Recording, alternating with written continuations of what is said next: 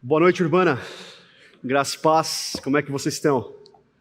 Receber aqui, sejam muito bem-vindos. Você que também está nos visitando, que está acompanhando a gente pela internet também, te dou as boas-vindas e me apresento, né? Para quem não me conhece, meu nome é Guilherme, faço parte aqui da liderança da Igreja Batista Urbana e hoje cabe a mim a honra e o privilégio de compartilhar com vocês a palavra do Senhor. Amém?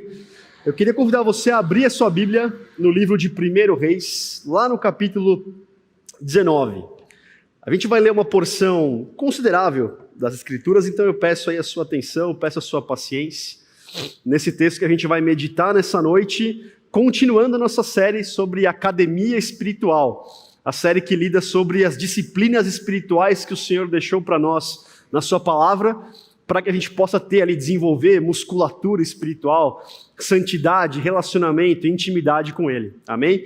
Então ali, 1 Reis, capítulo 19, a partir do versículo 1, diz assim: Ora, Acabe contou a Jezabel tudo o que Elias tinha feito, e como havia matado todos aqueles profetas à espada.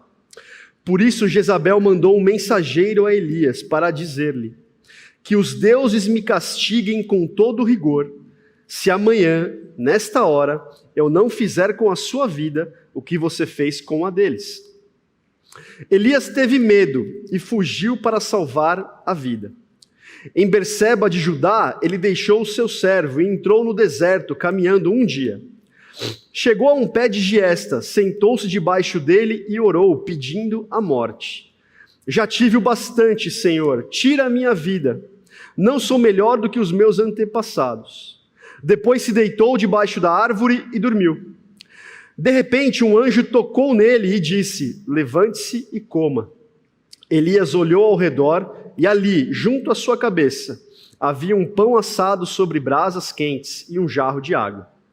Ele comeu, bebeu e deitou-se novamente. O anjo do Senhor voltou, tocou nele e disse: levante-se e coma, pois a sua viagem será muito longa. Então ele se levantou, comeu e bebeu. Fortalecido com aquela comida, viajou 40 dias e 40 noites, até chegar a Horebe, o monte de Deus. Ali entrou numa caverna e passou a noite. E a palavra do Senhor veio a ele: o que você está fazendo aqui, Elias? Ele respondeu: tenho sido muito zeloso pelo Senhor, o Deus dos exércitos. Os israelitas rejeitaram a tua aliança, quebraram os teus altares e mataram os teus profetas à espada. Sou o único que sobrou e agora também estão procurando matar-me. O Senhor lhe disse: saia e fique no monte, na presença do Senhor, pois o Senhor vai passar. Então veio um vento fortíssimo que separou os montes e esmigalhou as rochas diante do Senhor, mas o Senhor não estava no vento. Depois do vento houve um terremoto, mas o Senhor não estava no terremoto. Depois do terremoto houve um fogo, mas o Senhor não estava nele. E depois do fogo houve o murmúrio de uma brisa suave. Quando Elias ouviu, puxou a capa para cobrir o rosto, saiu e ficou à entrada da caverna. E uma voz lhe perguntou: o que você está fazendo aqui, Elias? Ele respondeu: tenho sido muito zeloso pelo Senhor, o Deus dos exércitos. Os israelitas rejeitaram a tua aliança, quebraram os teus altares e mataram os teus profetas à espada. Sou o único que sobrou e agora também estão procurando matar-me. O Senhor lhe disse: volte pelo caminho por onde veio e vá para o deserto de Damasco. Chegando lá, unja Azael como rei da Síria. Unja também Jeú, filho de Ninsi, como rei de Israel, e unja Eliseu, filho de Safate, de Abel-Meolá, para suceder a você como profeta. Jeú matará todo aquele que escapar da espada de Azael, e Eliseu matará todo aquele que escapar da espada de Jeú. No entanto, fiz sobrar 7.000 em Israel, todos aqueles cujos joelhos não se inclinaram diante de Baal, e todos aqueles cujas bocas não o beijaram. Essa é a palavra do Senhor para nós nessa noite, meus irmãos. Vamos orar? Pai, nós te louvamos e te agradecemos. Obrigado pela tua palavra que fala conosco, obrigado por termos esse tempo que o Senhor reservou para nós, para podermos ouvir, meditar na tua palavra e sermos ensinados, corrigidos, exortados, ó Pai, pela tua presença e pelo teu amor e pela tua infinita graça, Senhor. Que o Senhor, por meio do Teu Espírito Santo, aplique tudo aquilo que for dito, o texto que foi lido, Pai, no coração dos meus irmãos e das minhas irmãs aqui presentes. Assim como o Senhor tem feito na minha vida, Pai, durante a preparação desse sermão. Essa é a minha oração, Pai, em nome do Teu Filho amado, é que eu oro. Amém. Meus irmãos, como a gente falou aqui, já repetiu algumas vezes, esse é o terceiro sermão dessa série, Academia Espiritual, que é a série que prepara o nosso coração durante o tempo da Quaresma, para a Páscoa. E muita gente pensa que talvez a maior festa da tradição cristã, da fé cristã, é o Natal, e de fato o Natal tem o seu lugar de importância e é muito importante, mas a Páscoa ela é especial, porque a Páscoa ela mostra para a gente o Senhor ali sacrificado na cruz, o Senhor morto por nós, morto pelo meu pecado, pelo seu pecado, mas o Senhor também ressurreto. É um momento do ano, é um momento em que a gente prepara o nosso coração para algo que nos dá de fato muita esperança, que é a Páscoa, a ressurreição do nosso Senhor Jesus Cristo. E a gente está falando aqui sobre disciplinas espirituais, que é uma coisa muitas vezes deixada de segundo plano, né? Para a gente que é cristão evangélico, batista reformado, a gente acha que isso aí é coisa de disciplina espiritual, isso aí é coisa de gente muito fanática, é coisa de católico, é coisa de religiões orientais, né? Meditação, estudo. E é isso que a gente está vendo aqui, buscando quebrar um pouco essa noção que a gente muitas vezes tem das disciplinas espirituais. Então, no primeiro sermão dessa série, nós falamos sobre a meditação e o estudo da palavra do Senhor. Semana passada, o pastor Isaac pregou aqui sobre a oração e o jejum. E hoje eu quero falar com vocês sobre uma outra disciplina que muitas vezes é renegada, que é a da solitude e também da simplicidade. A gente vai focar mais nesse texto aqui sobre a disciplina da solitude e ver o que ele tem para ensinar para a gente. E disciplina espiritual, pelo próprio nome que ela fala, ela é difícil da gente colocar em prática. Ela é difícil porque, primeiro, o nome já diz, é disciplina, é algo que você tem que se engajar, é algo que você tem que se dedicar, né, para fazer dar certo, para fazer aquilo realmente estar ali embutido no seu dia a dia. É assim que a gente faz para ir para a academia, para ir para alguma coisa, quando a gente quer começar um exercício. Tem que ter disciplina para fazer, para acordar cedo, força de vontade, é isso, né? E além de ser difícil, ela é uma disciplina espiritual. Ou seja, ela é duplamente difícil da gente colocar em prática. Porque ela é espiritual, de fato, e ela milita contra a nossa carne caída. Ela milita contra a nossa natureza pecaminosa. E de fato a gente não quer colocar o nosso coração, a gente não quer se dispor a ter uma intimidade, a ter um relacionamento mais íntimo com o Senhor. A gente falou aqui, meditação e estudo da palavra. Eu vou perder tempo com isso? Tenho coisas mais interessantes para fazer? Nosso coração fala isso, muitas vezes. Ou até mesmo sobre jejum, né? Colocar as suas necessidades em segundo plano, em busca de algo maior, em busca de alguém maior. Quem disse eu vou colocar aqui? Não, eu quero ter para mim, eu quero fazer as coisas que me agradam, eu quero fazer os meus desejos na hora que eu quero. E, meus irmãos, elas são difíceis também porque elas militam um pouco, porque elas vão um pouco de encontro com o que a gente costuma chamar de o espírito da nossa época. Solitude, vamos pegar aqui o tema desse sermão de hoje. Como é difícil, não é verdade? A gente ficar sozinho, a gente querer ficar sozinho com a gente mesmo, com os nossos pensamentos, momentos em que a gente vai ter ali você e você mesmo, você vai ser confrontado pela sua consciência muitas vezes, é difícil. A pandemia, né, e eu fui lembrado da pandemia muito vividamente ao longo dos últimos dias, porque eu peguei Covid de novo e dessa vez veio brava aí a Covid. Mas durante a pandemia, além de ser complicada, né, porque a gente perdeu muita gente, ali havia incerteza, o medo de ficar doente. Tenho certeza que você ou perdeu algum ente querido por conta da pandemia, ou conhece alguém que tenha perdido alguém muito querido por conta dessa doença. E ela foi difícil, a pandemia, o tempo lá do isolamento social, do confinamento, de você ficar em casa, porque ela forçou, de fato, a gente ficar sozinho, a gente ter um encontro consigo mesmo.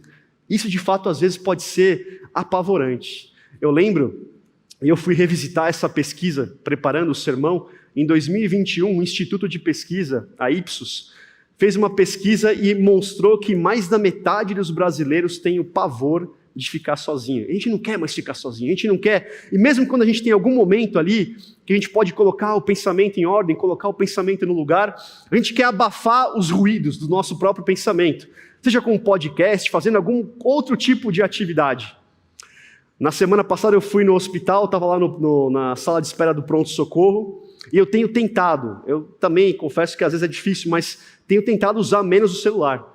Né? Você pega ali, você vai na fila da padaria, vai pedir um pão, 2 minutos você está ali já vendo, né? Scrollando, é o novo verbo, né? Scrollar, ver quem postou o quê, quem está colocando. E lá no pronto-socorro eu vi ali a galera, todo mundo, lotada a sala de espera ali, umas 30, 40 pessoas, todo mundo para o celular ali, fazendo num ritmo frenético, não lê nada, só passa ali, vai para a próxima foto, vídeo e tudo mais. O fato é que é muito raro a gente hoje querer estar sozinho com os nossos pensamentos, não é verdade? Eu comentei com o pessoal da manhã aqui que eu, apesar de não ser bom em quase nenhum esporte, eu gosto muito de acompanhar esporte, de assistir esportes e tudo mais. E um deles é a NBA, que é o basquete. E no basquete os atletas chegam ali antes do jogo, né, os caras põem aqueles fones de ouvido gigantescos ali, até uns óculos meio ali escuro às vezes, vão ali arremessar e ficam ali. E tinha um atleta, que era o Ray Allen, que ele foi o recordista de bola de 3 pontos. E ele não fazia isso, ele chegava na quadra, ele não colocava nenhum fone, e uma vez o repórter perguntou para ele, falou, cara, por que você não põe nada? Não, eu gosto de estar sozinho com os meus pensamentos, é o momento que eu tenho para me concentrar, é o momento que eu tenho para fazer as coisas. Mas antes da gente continuar, meus irmãos, a gente tem que fazer uma distinção aqui. A disciplina espiritual em questão, que é a solitude, não é a solidão. Deus não chamou a gente para sermos solitários. Né? Ali você pega a sua capa, vai ser um ermitão ali na rua, vai andar, não vai se relacionar com ninguém, não vai se relacionar com as coisas do mundo, porque você é alguém diferenciado, e você vai se isolar, vai ser um Forrest Gump aí do século XXI, vai sair correndo e pronto, e vai ficar solitário pro resto da vida. Não é isso. Solitude, meus irmãos, e a disciplina e a prática da solitude é a gente ter encontros com Deus, momentos de intimidade com o Senhor Jesus, mesmo até quando a gente está fazendo alguma outra coisa, ou mesmo rodeado de várias pessoas. Existe um monge carmelita francês, chamado Irmão Lourenço. Ele escreveu um livrinho que vale muito a pena ser lido, chamado A Prática da Presença de Deus. Esse monge, lá em 1700 e alguma coisa, ele não era um grande teólogo, um erudito, mas ele vivia no monastério ali.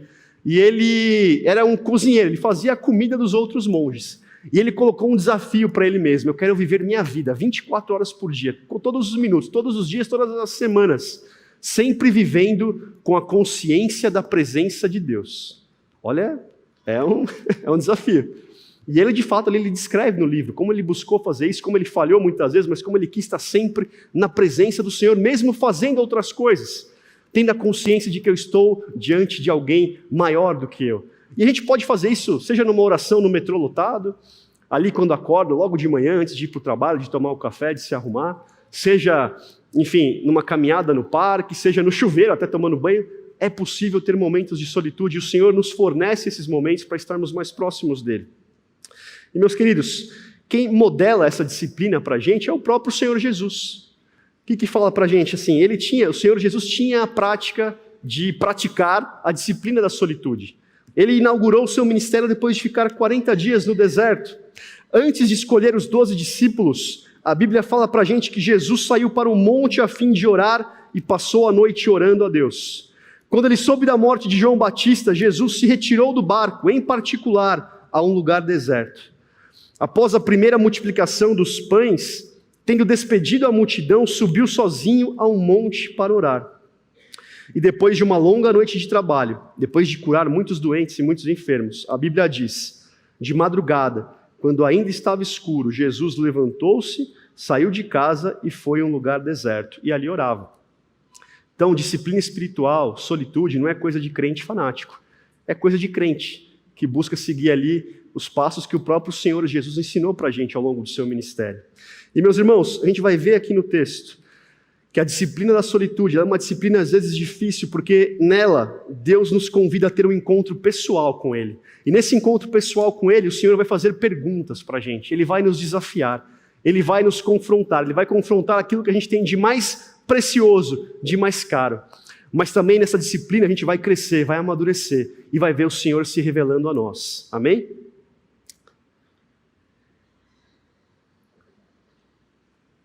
A primeira coisa, meus irmãos, que a gente tem que deixar claro e ser muito honesto com o que o texto diz para a gente aqui, é que o texto não fala de um personagem, no caso aqui Elias, que foi buscar ali a disciplina da solitude de uma forma totalmente voluntária, porque ele queria tirar um tempo de um retiro espiritual para estar com o Senhor, para ter mais intimidade com o Senhor.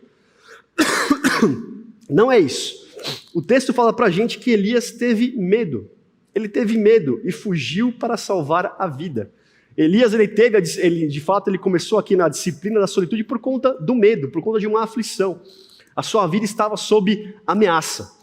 E para a gente entender um pouco esse contexto, a gente tem que voltar um pouquinho, voltar um capítulo aqui da Bíblia, lá em 1 Reis 18, e a gente vê o porquê de Elias estar com tanto medo de querer sair, de querer fugir, de querer orar e falar: Senhor, eu não quero mais viver, tira a minha vida porque eu não mereço, eu não fui melhor que meus antepassados, pode acabar porque para mim chega.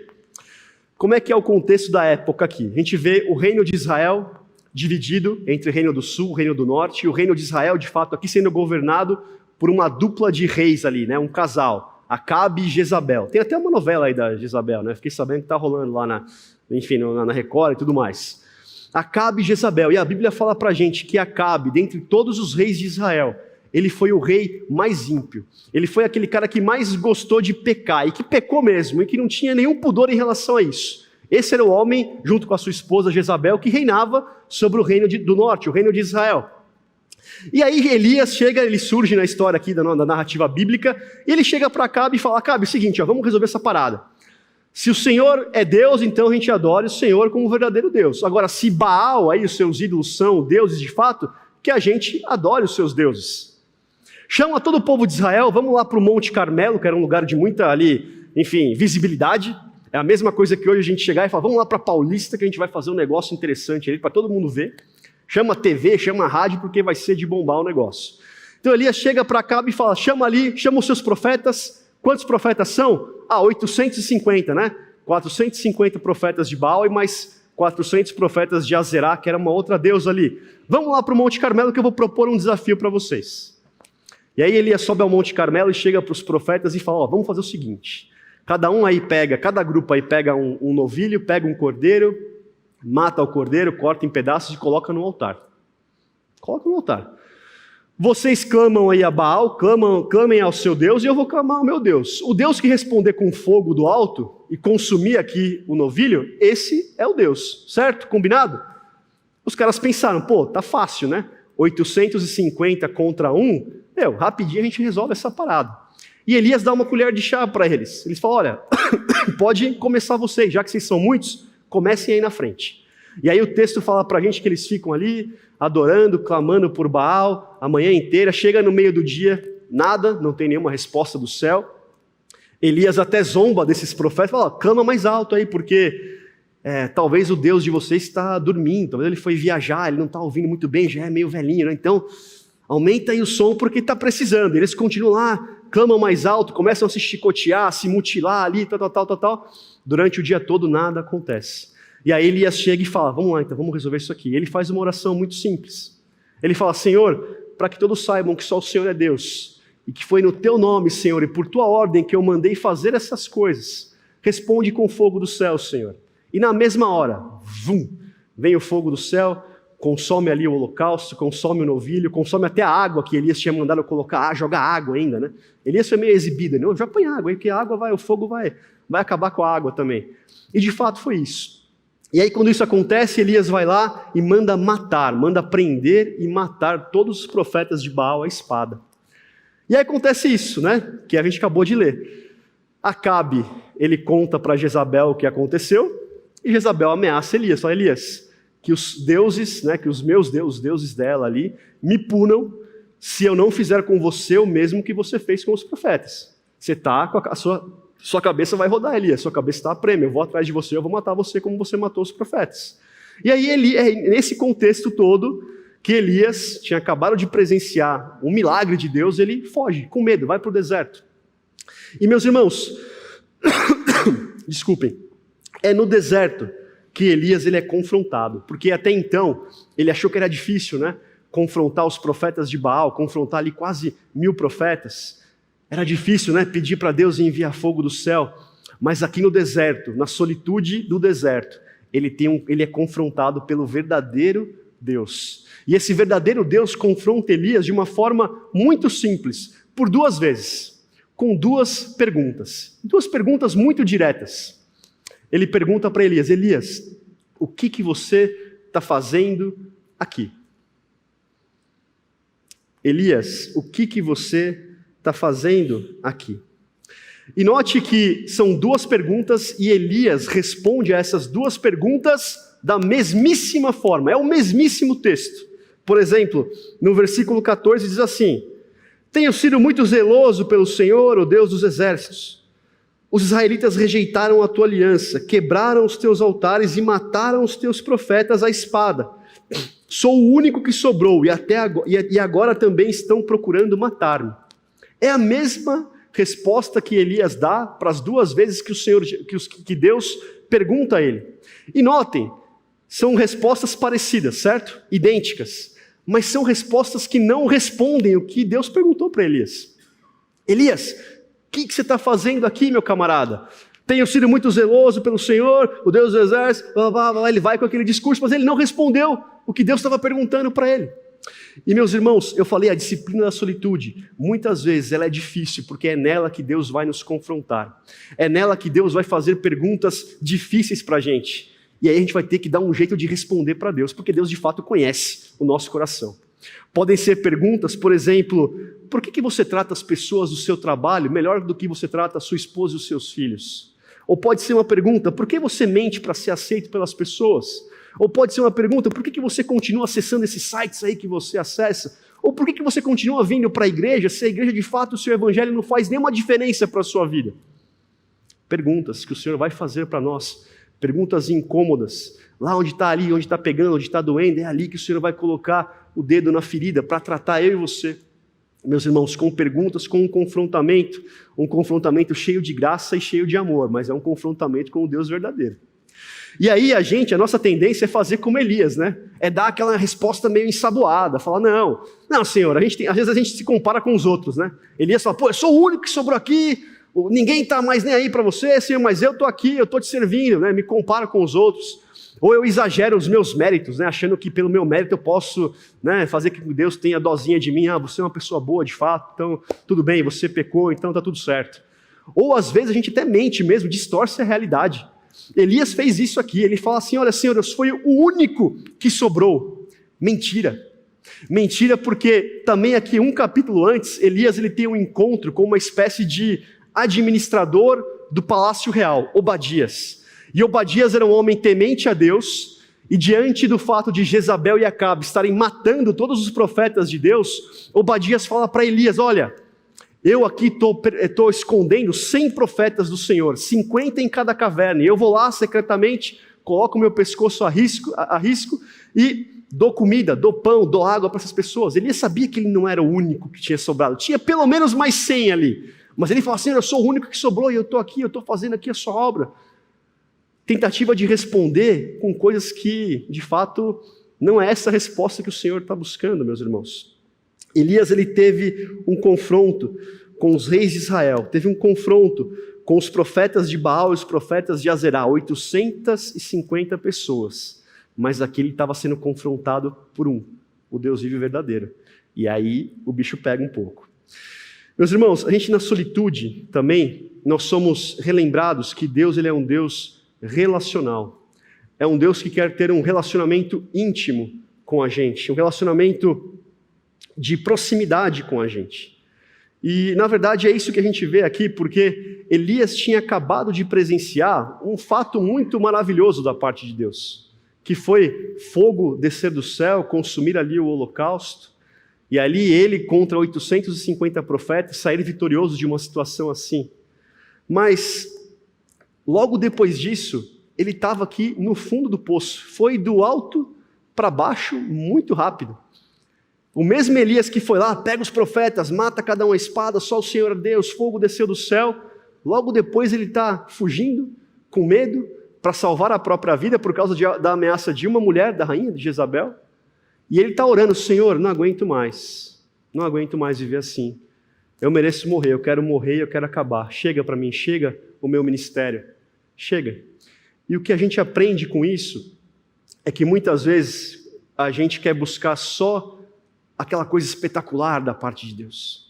A gente quer buscar, para falar no crentez, né, no evangeliquez, a gente quer viver de vitória em vitória, de glória em glória, porque eu sou a cabeça e não sou a cauda, e eu quero que o Senhor faça milagres, eu quero sempre viver ali com aquele quentinho no coração, vendo milagres acontecendo na minha vida, na minha casa. Mas no fundo isso não sustenta a caminhada cristã. Isso no fundo não forma crentes maduros, crentes que vão ali percorrer a longa jornada da solitude, a longa jornada da fé cristã, que de fato, meus irmãos, não é sempre que Deus vai tratar com a gente de formas maravilhosas, mas é sempre que Deus vai tratar com a gente de uma forma relacional. Relacional, meus irmãos. A gente não pode ser o crente imaturo, que quer sempre buscar o milagre, que quer sempre buscar a visão da parte de Deus. Aquele crente que diante de uma situação importante na vida, qual faculdade cursar, qual emprego aceitar, não, eu vou orar, e enquanto Deus não me responder, não me apontar claramente num sonho, numa visão, eu não vou tomar nenhuma decisão. Isso é característica de crente imaturo. E na verdade Deus sabe que isso não sustenta a nossa caminhada com Ele. O que sustenta a nossa caminhada com Ele é o relacionamento. É saber que Deus se relaciona com a gente no âmbito pessoal, no âmbito privado. Eu falei das perguntas incômodas que Deus faz a Elias, né? E de fato são perguntas confrontadoras da parte do Senhor. Mas tem um detalhe ali muito doce nessas perguntas. Tem um detalhe muito ali específico. Deus chama Elias pelo nome. Ele fala: Elias, o que você está fazendo aqui? Elias, o que você está fazendo aqui? É o Senhor tendo um contato com Elias, no relacionamento, no íntimo, meus irmãos. E não só isso, mas o Senhor vem até Elias, Ele toca em Elias por meio do seu anjo, Ele coloca ali, supre as necessidades de Elias com água, com pão. O Senhor tem um relacionamento íntimo com Elias. No Monte Carmelo, Deus mostrou para todo Israel quem Ele era. E Ele é um Deus de fato poderoso, capaz de mandar fogo do céu e acabar ali com a idolatria e acabar com os profetas de Baal e de Azerá. Mas aqui no deserto, na solitude, o Senhor estava tendo um encontro pessoal e estava mostrando para Elias: Elias, olha quem eu sou para você. Eu te conheço pelo nome e eu estou cuidando de você. Está difícil, né, Elias? Eu sei que está difícil, eu sei que você está passando por um momento muito complicado. Sua cabeça está a prêmio, estão buscando te matar e você está ali desesperado, está ali desanimado, porque você acabou de presenciar algo maravilhoso da minha parte e parece que isso não resolveu em nada no coração das pessoas e no povo de Israel e no rei Acabe e na rainha Jezabel. Mas Elias, eu estou com você, eu quero me relacionar com você no íntimo, no privado. É isso que sustenta, é isso que faz de nós crentes maduros. Não é crente que vai buscar a visão, não vai buscar a profecia, não vai buscar ali, impõe a mão e vai sair aí. Não é isso. O que sustenta a gente na caminhada, meus irmãos, é muitas vezes o relacionamento pessoal que a gente tem com o Senhor. E isso pode parecer que não é nada de sobrenatural, não é nada maravilhoso, extremamente miraculoso, mas é ali que o Senhor fala com a gente, é ali que o Senhor nos conhece pelo nome, e é ali que o Senhor quer alcançar a gente. Amém? E meus queridos, a solitude, ela é a disciplina de cristãos maduros. Porque nesse texto e nessa história a gente vê pelo menos dois movimentos muito interessantes da parte de Elias. O primeiro movimento deles é que ele ora ao Senhor. E tudo bem que ele faz até uma oração meio estabanada, uma oração de alguém que está ali bastante, enfim, desesperado, né? Ele ora pedindo a morte. Já tive o bastante, Senhor, tira a minha vida. Não sou melhor do que os meus antepassados. E depois ele se deita e ele dorme. E o crente maduro, o crente que busca desenvolver as disciplinas espirituais, e a solitude é uma delas, é o cristão que, apesar dos problemas, apesar da coisa estar difícil, estar bem complicada, as coisas não estão caminhando muito bem, ele sabe que só tem um caminho para onde ele vai correr, que é falar com o próprio Senhor. Fala: Senhor, está aqui, olha aqui, expondo uma oração sincera, uma oração honesta ao Senhor acerca dos seus sentimentos, acerca daquilo que você está sentindo de fato. Senhor, eu estou com medo. Senhor, eu quero morrer. Senhor, tira a minha vida, porque nem coragem para me matar eu tenho, Senhor. E eu não sou digno de tirar a minha própria vida, mas o Senhor é digno, o Senhor pode tirar a minha vida, então me mata, porque para mim chega, para mim Deus. Essa é a oração de Elias, que ele faz ao Senhor. Uma oração de alguém com medo, uma oração de alguém desesperado, mas é uma oração. É alguém que está buscando ao Senhor, mesmo no momento mais difícil, no fundo do poço, é alguém que sabe: eu não tenho para onde correr. E muitas vezes hoje, no nosso dia a dia, a gente vê ali realmente cristãos que não estão a fim de percorrer a maratona, né, os 42 quilômetros, eles querem correr ali os 100 metros. E se no final não der muito certo, tá bom, eu vou procurar outra coisa, vou buscar aqui outra coisa que me satisfaça, vou buscar ali outra coisa que vai me fazer esquecer os meus problemas, esquecer aquilo que eu estou passando. Porque parece que vir para a igreja, parece que orar, parece que buscar estar perto do Senhor não está adiantando mesmo, né? Então, Deus que nada, eu vou procurar outra coisa. E Elias está mostrando para a gente que, ao contrário, em momentos difíceis, nós temos a quem acessar, nós temos a quem buscar, que é o próprio Senhor, o Deus verdadeiro, o Deus maravilhoso, que tem também um relacionamento pessoal com a gente. E não só Elias, ele quer estar mais perto de Deus, numa dimensão, digamos, espiritual, por meio da oração, como aqui mostra que ele queria estar perto de Deus fisicamente até. Fisicamente. O versículo 8 diz para a gente que, fortalecido com aquela comida, viajou 40 dias e 40 noites, até chegar a Horebe. E aí o texto dá uma definição de que é Horebe. Era o monte de Deus. Note que o anjo não fala para Elias que ele deve ir até o monte Horebe, mas ele de fato vai. O primeiro ímpeto dele, que tem na mente dele, é ir para o monte Horebe. E o monte Horebe, meus irmãos, talvez vocês o conheçam por um outro nome, pelo qual ele também é designado na Bíblia, que é o Monte Sinai. Monte Horebe, Monte Sinai é o mesmo lugar. E é um lugar muito importante na história do povo de Israel, porque foi nesse monte, no Monte Horebe, no Monte Sinai, que Deus fez uma aliança com o povo de Israel. Se você ler ali em Êxodo 19, em Êxodo 20, você vê quando Deus ele liberta o povo do Egito, com mão forte, com mão poderosa, por meio das pragas, ali abriu o Mar Vermelho, ele leva o povo a ter um encontro com ele no Monte Sinai, no Monte Horebe. E ali ele estabelece uma aliança com o seu povo, ali ele dá as tábuas da lei, dá os mandamentos a Moisés, e dá ali, e ele fala para o povo de Israel, fala, olha, se vocês de fato seguirem aqui os meus mandamentos, seguirem a minha aliança, forem fiéis aqui, vocês serão a minha propriedade, privada em toda a terra, serão o povo que vai revelar o meu nome para todas as nações. E parece que esse plano da parte de Deus, ele falhou um pouco, né? Veja bem, séculos antes, você vê ali o povo de Israel acabando de sair do Egito, libertos da escravidão, ali no Monte Sinai, um povo ali, Deus falando, e o povo, amém, é isso que a gente quer, Senhor, nós vamos seguir os teus mandamentos e tudo mais. Anos depois, o mesmo monte, o mesmo Deus, só um profeta. Cadê o povo? O povo está ali adorando Baal, está ali adorando Azerá, o povo está ali seguindo Acabe e Jezabel, ninguém está aqui. Parece que os planos de Deus foram frustrados, não é mesmo? Mas aí vem uma voz de Deus que fala para Elias, Elias, nada disso, meus planos não foram frustrados porque eu fiz sobrar 7.000 em Israel, todos aqueles cujos joelhos não se inclinaram diante de Baal e todos aqueles cujas bocas não o beijaram. O Senhor vem numa voz suave, numa brisa quase silenciosa e fala para Elias, Elias, eu continuo no controle da história, pode ficar tranquilo, eu sei o que você está pensando. Você veio aqui para o Monte Horebe, talvez você está lembrando daquilo que você leu dos seus antepassados, quando esse monte estava cheio de gente, agora não tem ninguém, tem só você, Elias, mas mesmo assim, nessa aparente fragilidade, nesse aparente fracasso dos meus planos, eu ainda tenho controle da situação, eu ainda tenho controle da sua história e da história maior. E da história maior, meus irmãos.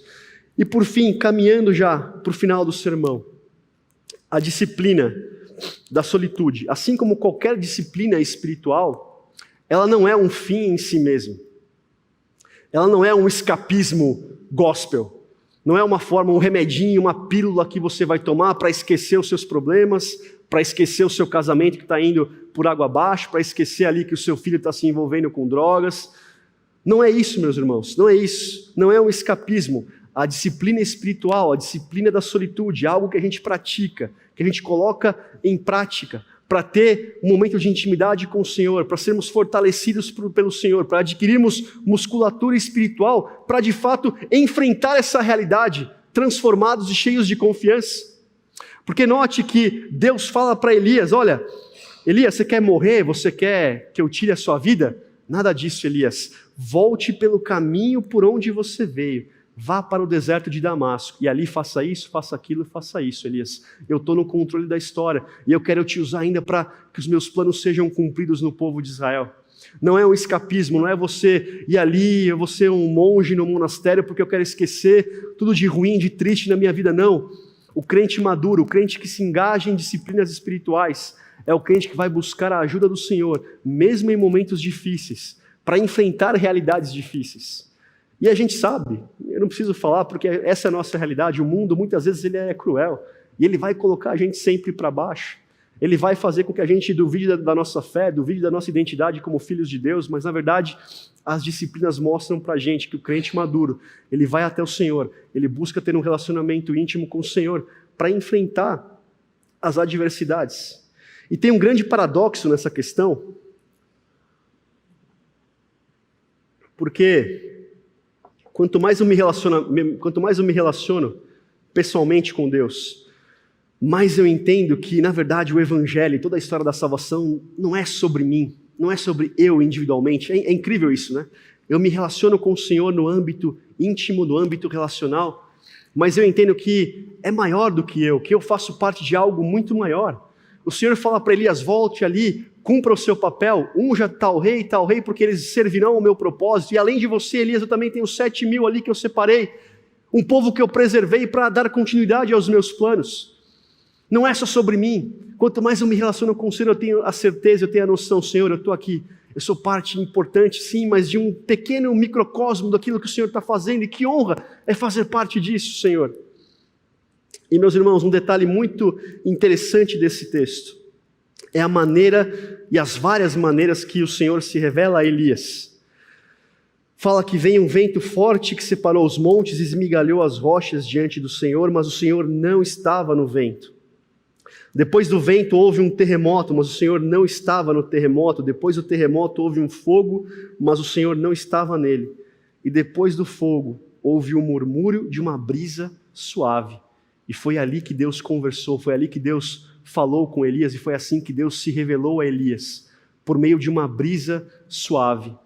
E quanto mais a gente se engaja na disciplina espiritual, quanto mais a gente se engaja a ter um relacionamento com o Senhor, o Espírito Santo vai tratando o nosso coração, vai aguçando nossos sentidos, para muitas vezes perceber aquilo que o Senhor tem feito na aparente simplicidade, na aparente fragilidade, né? Porque a gente vê um texto desse e a gente fala, Deus com certeza vai estar no fogo, vai estar no terremoto, vai estar no vento. Não, Deus vem para Elias numa brisa suave, e é assim que ele se revela a Elias.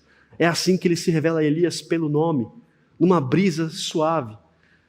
Meus irmãos, que a gente possa buscar isso e ter essa certeza de que o Senhor trabalha nas nossas vidas, muitas vezes, na maioria das vezes, por meio de coisas simples, por meio de situações simples do dia a dia, simples da vida.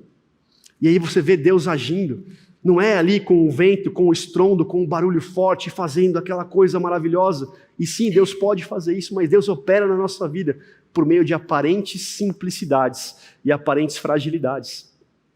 Um exemplo disso que tocou muito meu coração, nesse último final de semana a gente retomou, né, os encontros de pequenos grupos. É Deus agindo na simplicidade, na casa de cada um ali. Pessoas que muitas vezes não se conhecem e se encontram pela primeira vez ali, já se tratam como irmãos e amigos de longa data. É o Senhor trabalhando nisso, em coisas aparentemente que o mundo ali fala, isso aí, imagina, Deus não está nisso aí. Não, Deus está aí sim, e Ele está operando. E a gente tem que ter essa certeza de que Deus opera também por meio da fraqueza, por meio da fragilidade, por meio das coisas simples da vida. E aí, meus irmãos, para concluir, Elias ele teve esse encontro com Deus. Ele foi confrontado por Deus, mas Deus revelou para Elias algo ainda mais maravilhoso do que esse episódio que a gente leu aqui, porque o Senhor reservou para Elias algo muito maior. Deus reservou para Elias um dia em que ele veria a sua glória, não por meio do fogo, não por meio do terremoto, não por meio do vento forte, mas no rosto de uma pessoa, no rosto do Senhor Jesus. É assim que Lucas descreve para a gente o episódio da transfiguração. Lucas fala assim, aproximadamente 8 dias depois de dizer essas coisas, Jesus tomou Pedro, João e Tiago e subiu a um monte para orar. Enquanto orava, a aparência do seu rosto se transformou e as suas roupas ficaram brancas e resplandecentes. Surgiram 2 homens que começaram a conversar com Jesus. Eram Moisés e Elias. Apareceram em glorioso esplendor e falavam sobre a partida de Jesus, que estava para se cumprir em Jerusalém. Elias, ele viu toda a glória de Deus, e não foi no Monte Horebe. Não foi ali que ele presenciou Deus vindo com toda a sua glória, com toda a sua beleza. Foi ali, anos depois de ter sido arrebatado, né? A história fala que Elias não passou pela morte, mas que ele foi arrebatado. Ele teve um encontro com o próprio Deus ali em pessoa, em carne e osso, o Senhor Jesus. E ele viu ali o Senhor, o seu rosto se transformar, as suas vestes resplandecerem. Ele viu ali o Deus de toda a glória. Ele viu o Deus de toda a glória ali, presente, face a face. Ele conversou com o Deus glorioso. Elias e Moisés tiveram esse privilégio junto com os discípulos que presenciaram essa cena. Mas notem um detalhe aqui, meus irmãos. Apesar de ver Deus em pessoa, em toda a sua glória e majestade, Elias e Moisés conversavam com Jesus sobre a sua morte, sobre a sua eminente crucificação, sobre aquilo que o Senhor iria passar. E aí a gente vê, né? Será que Deus está na simplicidade? Deus está numa brisa suave e não está no terremoto, no vento? Será que Deus pode ser crucificado? E de fato o Senhor Jesus foi crucificado, apesar da sua glória, a glória que Elias presenciou, tanto no Monte Horebe quanto no Monte da Transfiguração. E é muito engraçado porque a oração que Elias faz aqui, ele fala: Senhor, eu quero morrer, tira a minha vida, porque eu não sou melhor, não fui melhor do que os meus antepassados. E Elias teve um encontro de alguém que deu a sua vida voluntariamente, alguém que tinha sido infinitamente melhor do que todos os antepassados, alguém que tinha sido o cumprimento da lei e dos profetas, o próprio Senhor Jesus Cristo, que morreu no lugar de Elias, que morreu no meu lugar, que morreu no seu lugar, voluntariamente. Na cruz, meus irmãos, foi necessário um solitário. Foi necessário um solitário ali, alguém que clamou ao Senhor e não obteve resposta. Alguém que teve no seu momento de solitude no Getsêmani e recebeu a incumbência: vai lá, porque cabe a você morrer na cruz. Foi necessário na cruz, meus irmãos, um solitário, esse solitário que Elias presenciou em toda a sua glória, e que mesmo assim abriu mão para ser crucificado, para que a gente pudesse ter comunhão com Deus, para que a gente pudesse nunca mais viver sozinho, e para que a gente pudesse praticar disciplinas espirituais, solitude, buscar estar próximo do Senhor, buscar ter um relacionamento mais íntimo com Ele, buscar aí preparar o coração para a Páscoa, tendo a esperança de que sim, Deus morreu, mas Ele ressuscitou. E com esse Deus a gente pode, por meio desse solitário na cruz, ter comunhão com Ele. Amém? Vamos orar. Pai amado, obrigado, Senhor, obrigado pela Tua bondade. Obrigado pelas maneiras maravilhosas como o Senhor se revela a nós, Pai. Muitas vezes de formas que a gente sequer imagina que o Senhor pode se revelar, Pai, ou que o Senhor pode fazer. Obrigado, Senhor, porque nós temos um Elias maior, Senhor, um Elias maior. Jesus Cristo, que era o cumprimento da lei dos profetas. Alguém que tinha sido muito maior que os seus antepassados, Senhor. E alguém que diligentemente aceitou a morte, e morte de cruz, para possibilitar que a gente hoje pudesse nos reunir aqui como corpo, como igreja, e pudesse adorar e ter comunhão com esse Deus maravilhoso que se revelou a Elias lá no Monte Carmelo, com fogo do céu, mas que também se revelou na brisa suave e também se revelou em sua plenitude em Jesus Cristo. Obrigado pela Tua palavra, Senhor, que o Teu Espírito aplique aquilo que foi dito hoje aqui ao meu coração e ao coração dos meus irmãos. Essa é a minha oração, em nome do Teu Filho amado é que eu oro. Amém.